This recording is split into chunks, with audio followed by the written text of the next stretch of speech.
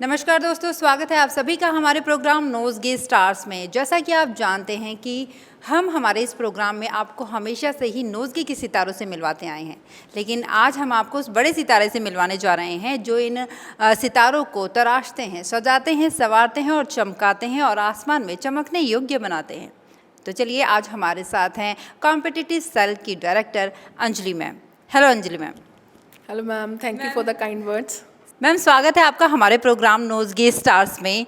अभी हम ये जानना चाहते हैं आपसे कि बच्चों को किस तरह से कॉम्पिटिटिव एग्ज़ाम की प्रिपरेशन करवाई जाती है और किन किन सब्जेक्ट की, किन किन कोर्सेज़ के लिए करवाई जाती है।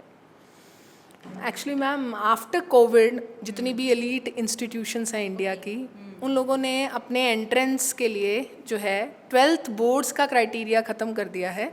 They all have their own entrance test.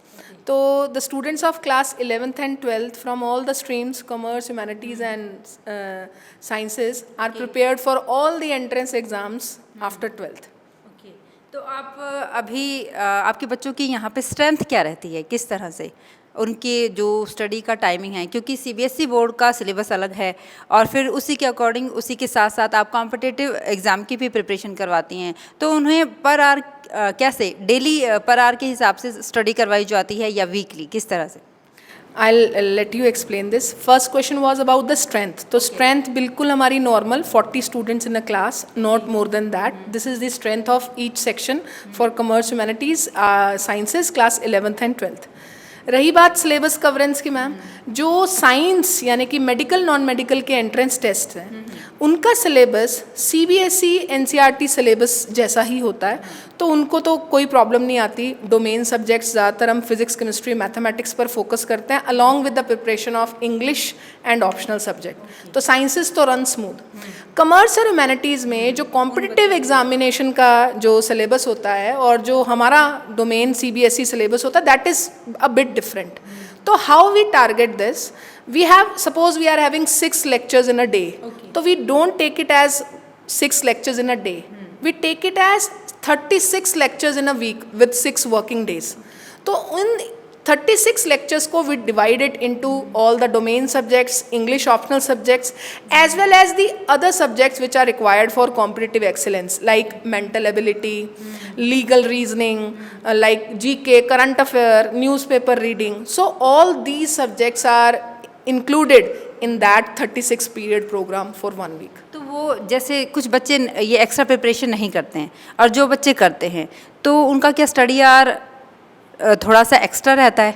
देखिए ma'am, this is the beauty कि हमने सेक्शंस ही सेपरेट कर रखे हैं। ऐसे बच्चे जो कॉम्पिटिटिव अप्रोच के साथ बैठते हैं, उनको हम अलग सेक्शंस में बिठवाते हैं। जो थोड़ा बोर्ड्स पर ही फोकस करना चाहते हैं, उनको हम जनरल सेक्शंस में बिठवाते हैं। एज जो हमें आता है वो इस तरह से आता है कि हम जो वेकेशंस हैं उसको यूटिलाइज करते हैं यहाँ पे सिलेबस को एक्सेल करने में। तो जो कॉम्पिटिटिव सेल के स्टूडेंट्स हैं, they have a very short summer holiday, about 10 days only. तो अभी क्या समर हॉलीडे उनका नहीं होगा या किस तरह से, या उन्हें शॉर्ट कर दिया गया है? Yes ma'am, it has been reduced to 10 days only. Okay, so ये क्या आपके लिए प्लस पॉइंट हो जाता है कि बच्चों को एक्स्ट्रा प्रिपरेशन का टाइम मिल जाता है? क्योंकि दूसरे दिनों में तो ये होता है कि सीबीएसई जो सिलेबस है उसके साथ साथ ही उनका सब चल रहा है, लेकिन ये जो समर वेकेशन है इसका जो आप टाइमिंग लेते हैं वो क्या आपके लिए प्लस पॉइंट हो जाता है? यस डेफिनेटली, क्योंकि ये जो टाइम मिलता है हमें, ये उन ऑफ बीट सब्जेक्ट्स जो कि 12th के बाद एंट्रेंस के लिए रिक्वायर्ड हैं, उन पे थर्स्ट देने का टाइम होता है हमारे पास। तो हम इसमें केवल वही कॉम्पिटिटिव जो एग्ज़ाम है उन्हीं की प्रिपरेशन करवाई जाती है? मेजरली मैम उन्हीं की करवाई जाती है, अलॉन्ग विद एक आधा डोमेन सब्जेक्ट्स जो इंपॉर्टेंट है, जैसे कॉमर्स के लिए अकाउंट्स और उधर ज्योग्राफी। तो डोमेन भी लगा देते हैं, थोड़ा बहुत इंग्लिश भी रूटीन में कवर करने की कोशिश करते हैं, बट मेजर थर्स्ट जो रहता है वो जैसे हम CLAT, IPMAT, NEET, JEE, इन तरह के एग्ज़ाम्स की जब हम प्रिपरेशन करवाते हैं तो definitely we use this surplus advantage of extra days with us. ये बहुत सही बात है, और मतलब बच्चों के लिए यही होता है करियर मेकिंग का टाइम, ये बेस होता है उनका, किधर देखते हैं अपना फ्यूचर, कहाँ देखते हैं। तो अभी एक क्वेश्चन और जानना चाहूँगी, क्योंकि बच्चे ये एक्स्ट्रा प्रिपरेशन भी होती है इनके साथ में, तो कुछ ऐसे बच्चे आए हैं जिनको ऐसे लगा है कि एक्स्ट्रा बर्डन हो गया हमारे पास, हमारा मॉरल डाउन हो गया है, या फिर हम मेंटली स्ट्रेस हो गए हैं, इस तरह के कुछ केसेस आए हैं, या अगर इन फ्यूचर आते हैं तो उनके लिए आपके पास क्या तैयारी है?